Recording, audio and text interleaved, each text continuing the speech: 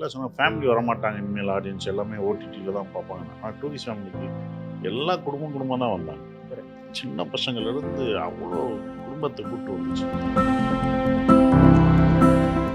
படங்கள் முன்ன போச்சு இப்போ போல அப்படின்ற ஒரு விஷயம் இருந்தது. அது வந்து சுப்பிரமணியபுரம், நாடோடிகள், போராளி, சுந்தரபாண்டியன் வரைக்கும் அது இருந்தது. அது எனக்கே தெரியும். நமக்கு தெரியுங்களா எப்போ ஓவர்சீஸில் இருந்தது, நம்ம அதை ஃபாலோ பண்ணோம். அதுக்கப்புறம் கொஞ்சமாக குறைஞ்சிருச்சு.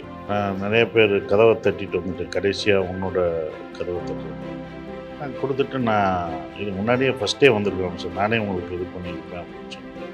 நம்ம ரசித்த, நம்ம சினிமாவுக்கு வர காரணமாக இருந்த ஒருவர், அவரை நம்ம வந்து சந்தோஷமாக முதல் என் ஆஃபீஸில் வரும்போது அவர் கேட்டதை இல்லைன்னு சொல்லாமல் இருக்குன்னு எனக்கு சொல்ல முடிஞ்சதே பெரிய விஷயமா நினைக்கிறேன். நான் சாகணும்னா வியூ ஃபைண்டரை பார்த்துட்டு தான் என்னோடய உயிர் போகும்.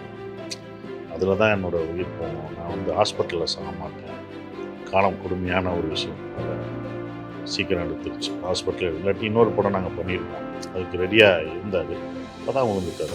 நான் அடுத்து பண்ண பொழுதே ஒரு பீரியட் இதுதான், பீரியட் சப்ஜெக்ட் தான்.